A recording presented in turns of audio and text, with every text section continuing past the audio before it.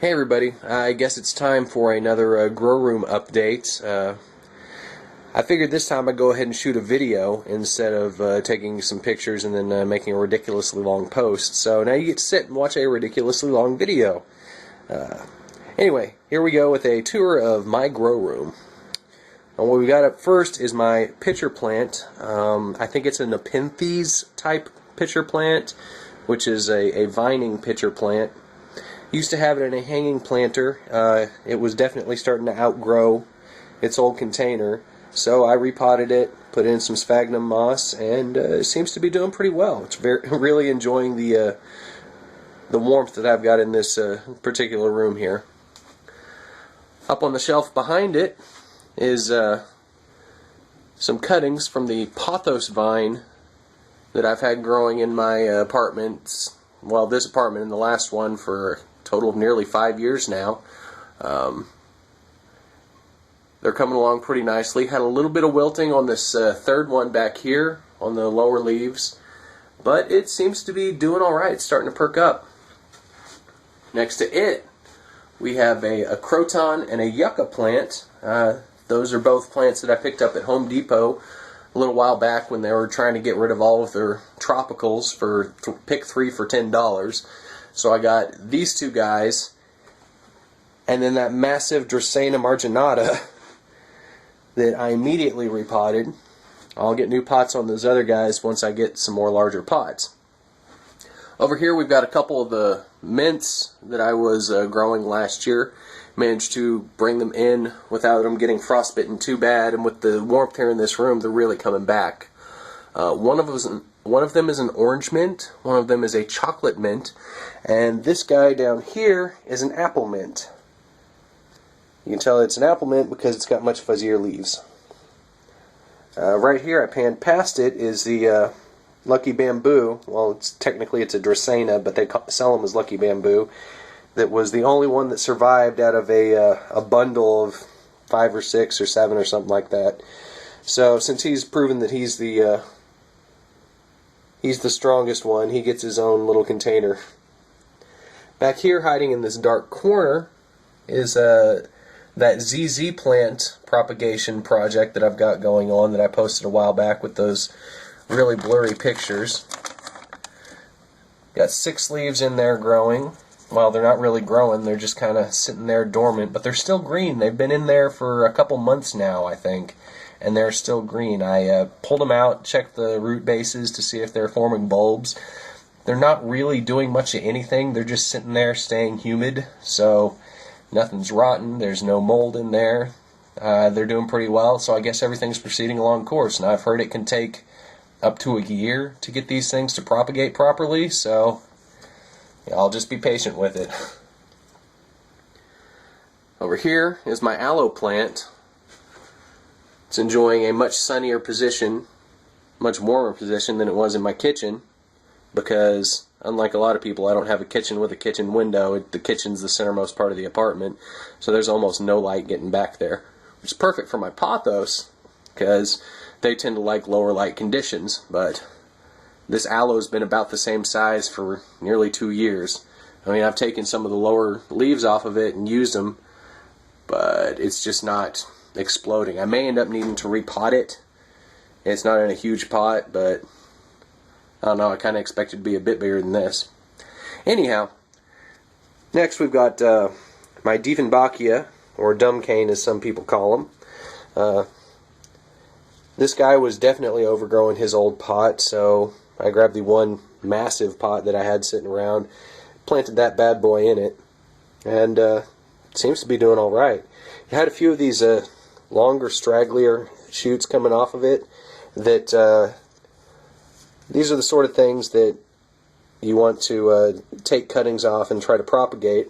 And what I did with one of them is I ran it up under the soil in here, weighted it down with a rock, and I've been keeping it damp, so hopefully this little guy will start to shoot down his own roots, and he'll establish himself as his own little plant.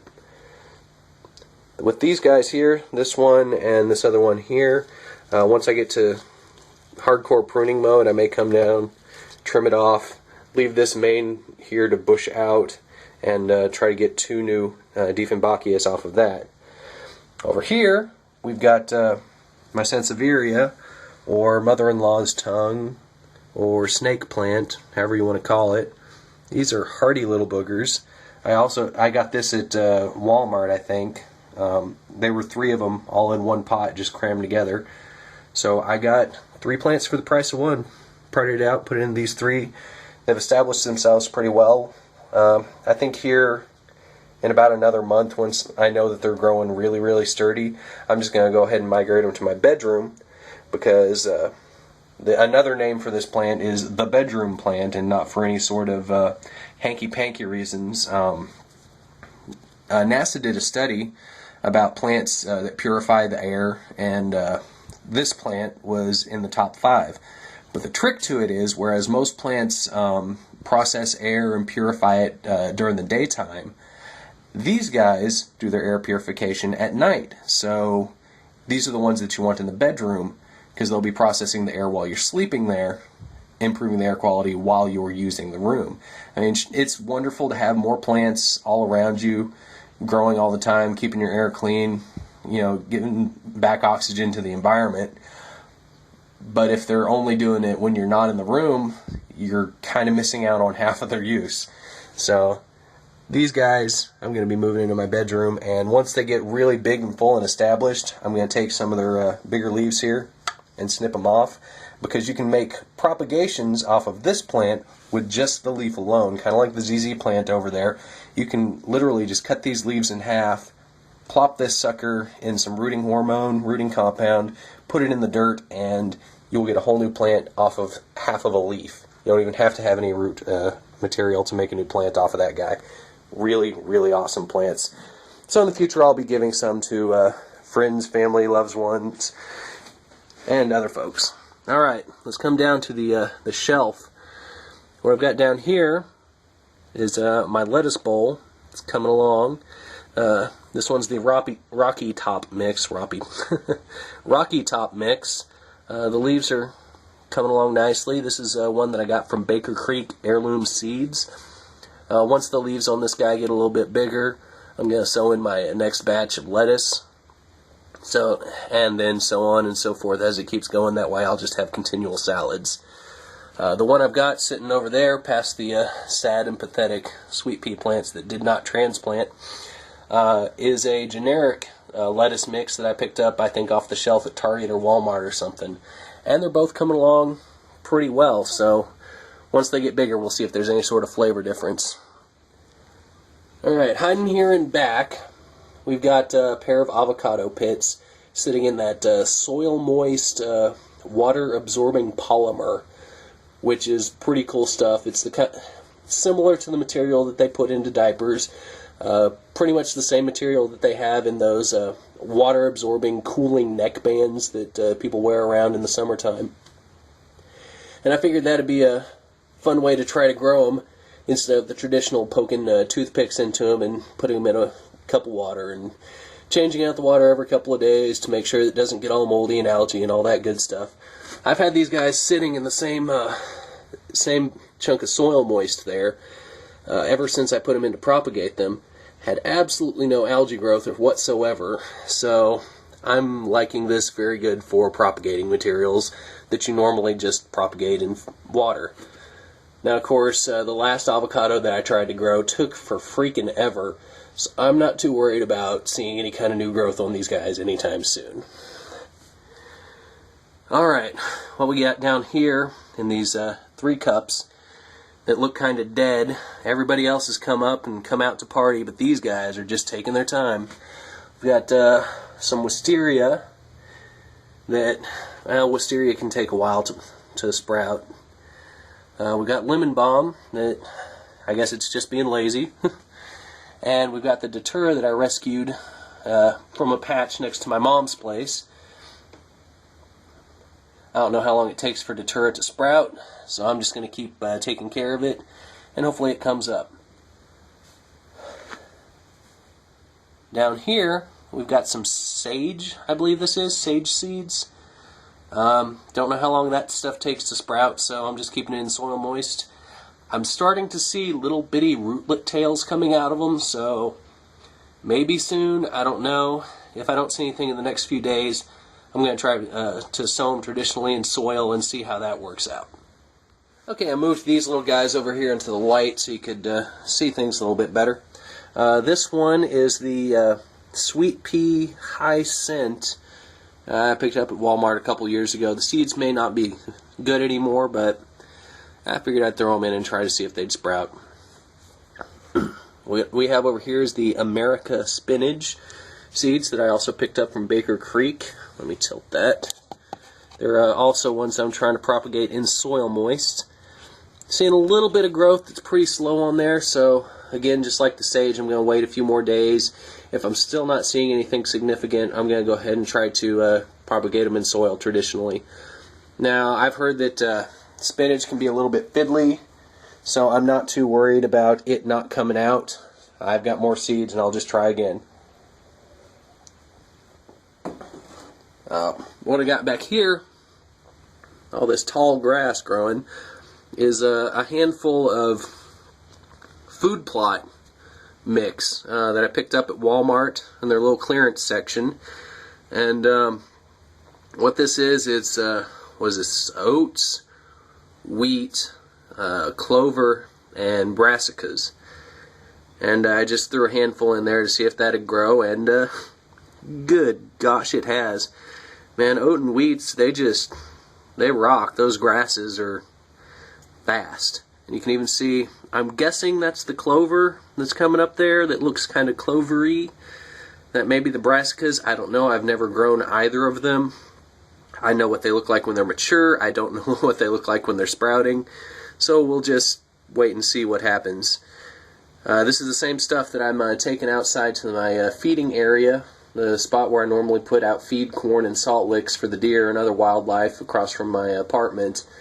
And I've been tossing this into the weedy shrubs and stuff every few days, once a week or so, trying to make sure that I hit it just before it rains so that the seeds actually get buried and the birds and other critters don't just chow down on them. Hopefully this spring, once the thaw sets in and things start to warm up, they'll actually have something growing out there that the wildlife can enjoy instead of just that scrubby, thorny, nasty stuff that's already there. Yeah, it's worth a hope, worth a shot. Alright, over here, with its little tag falling down on it, is my Tolly's Sweet Italian Peppers. These are guys that I got from the Baker Creek heirloom seeds. I've not grown peppers from seed before, so pardon me. I've not grown peppers from seed before, so I don't really know I don't know what to expect for the time it takes for them to sprout. I initially tried sprouting these guys in the soil moist. It took them quite a while. They were going really slow.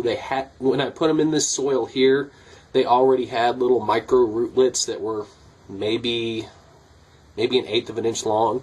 So they're starting, and I think that one in the center right there, I don't know if this will focus properly, but that little white dot in the center is actually one of the seeds that I believe is pushing its way up. So hopefully in a few days, we'll have some sweet Italian peppers sprouting along. Alright. Now, pardon the pauses. I'm sipping on my apple cider vinegar, honey, and cinnamon tea. I had a cold this weekend, so I'm trying to get my throat back to where I can speak in a understandable manner and not burst out into fits of coughing. Anyhow, what we've got here is my birdhouse gourds. And I've never grown gourds before, but man, when these things come up, they come up. Gourds do not kid around. So hopefully, since I've got these and the apple gourds that I'll show in a little bit here, I should have a pretty cool start on a decorative gourd collection. Up behind those gourds, we have these little green fellas here. These are lemon seeds, pulled from a store-bought Walmart 79-cent lemon. Snipped the seed casings open, soaked them in water, peeled off the little brown film, and planted them. And here we go. For less than $1, I've got 5 out of 6 of them sprouting. Not a bad investment to get 5 lemon trees. Gotta get around these doggone gourds. Like I said, when they go, they go. Gourds do not fool around. These are my white tomasol tomatoes. White tomasols are ones that I got from Baker Creek Heirloom Seed. They're sort of a beefsteak type tomato, you know, the bigger, almost pumpkin-y shaped tomatoes. And these have a really, really pale yellow, almost white flesh to them. And I think they're going to be great in a combination salsa with these guys. My black cherry tomatoes. They have a really purpley black flesh, and they are a cherry tomato, so black and white tomatoes. It's going to be, I'm going to call it checkerboard salsa. And in my checkerboard salsa, I'm going to have my Chinese 5-color peppers. These guys are coming along a lot better than the sweet Italian peppers. Up here we've got our Louisiana pierogi tobacco plants. This is the first time I've tried growing tobacco plants. I've had friends that have grown tobacco plants and, you know, tried to raise them so that they could save a little bit of money on their own smokables. And they've all reported that it was just an absolutely horrible experience. It tasted awful and they never wanted to do it again. Well, I decided that since I'm the sort of the green thumb out of our group, that I'd go ahead and give it a hand and, you know, look after my friends and try to help them out. So I got excited, planted this tobacco, and then started doing research on how to cure it and all that good stuff. And man, oh man, it's like making cognac. It's a very involved process, can take years to properly cure them. And I love my friends, but I don't love them that much. So these guys are just going to be grown for decorative purposes. When I thin out the seedlings, I'll take any that survive, put them in little cups and hand them out to my friends and let them go wild, see if they want to try to grow their own. I'll let them take care of it on their own, but I ain't doing it. Alright, what we got over here, if I push past this other set of gourds, is my mugwort. Mugwort is a classic medicinal herb used for various things. Used for various things. It's one of those herbs that's helpful with respiratory issues and things like that.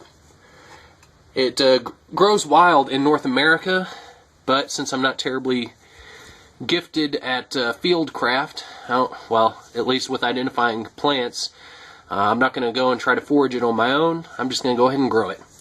Same thing with our next one up here, the yarrow, or however the heck you want to pronounce it. It's another really old herb that's been used in Europe for centuries. Mugwort and yarrow were actually used at one time to flavor beer in addition to hops. They ended up adopting hops for some reason. I don't know why they chose hops over yarrow or mugwort. But going to try to go ahead and grow my own. It's another medicinal herb. It's really good for skin issues, you know, cuts, abrasions, things like that, putting it in a poultice, from what I understand. And again, it's another one that, while it's native to Europe, it has been brought over to the States and naturalized here, so you can find it growing just about anywhere. I think it grows in that tangle of weeds across the way where I feed the birds, but I'm not certain, and since I'm not certain, and I don't have any professionals to go to, I'm not going to try gathering it on my own. I'm just going to grow this stuff because I know exactly what this stuff is. Alright, next, and I got to work my way around, these big fellas here are my apple gourds. And just like the birdhouse gourds, man, when gourds go, they go. These guys have gotten huge. They've pretty much grown out the little pots that I put them in, so in the next week or so, I'm going to be putting them in larger containers. Up behind it, these tall fellas here are something that looks just totally awesome. They are dragon's tongue bush beans. Dragon's tongue beans are a wax bean type of bush bean. But the cool thing about these guys is that whereas a traditional wax bean will just have like a pale yellow or white bean, these guys have that pale yellow or white bean, but it's got these jagged purple lightning bolts on it. And even the beans themselves do, not just the pods. The pods look like that, and the beans inside the pods look like that. It just looks pretty wicked. So I figured I'd grow that just because it's cool. Behind it, let me get back in here.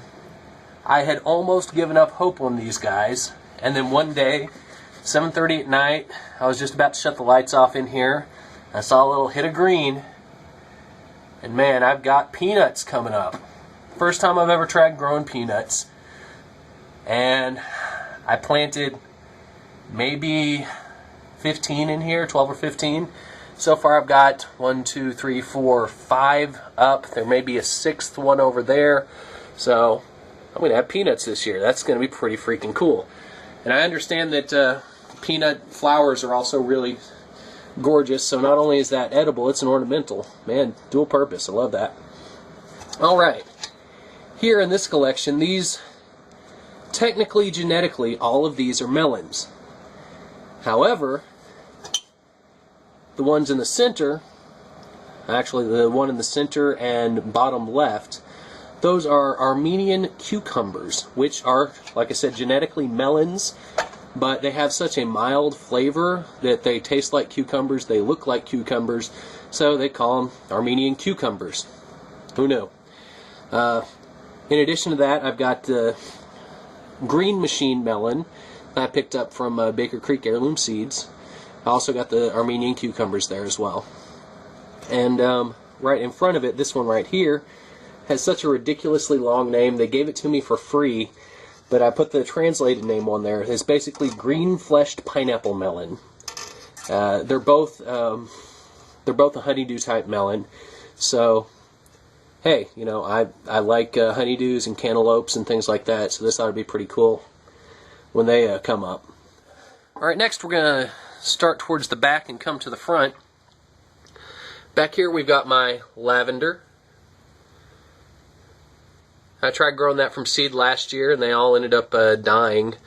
The pot that I planted them in, I set it out there next to the little ornamental junipers that we have here, and I don't know if it was a something that came off the plant itself, or if it got exposed to some kind of pesticide or herbicide or whatever, but everything in that pot that was adjacent to the decorative juniper died, including the avocado that was in there. So I'm not putting anything next to those plants this year.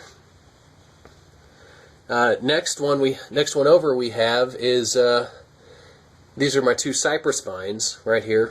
I can't remember which is which because I put them in the pot and did not label them. One is just a standard cypress vine and one is a multicolored cypress vine. So we'll be able to tell if and when they have flowers. I tried planting these last year, and they were one of those plants that was way too close to the ornamental junipers, and they just got up to about the size that they are now and died right off.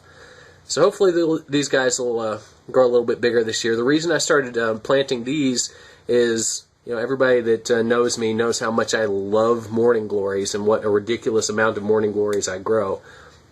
Well, these are a similar kind of plant. They're a vining, flowering plant.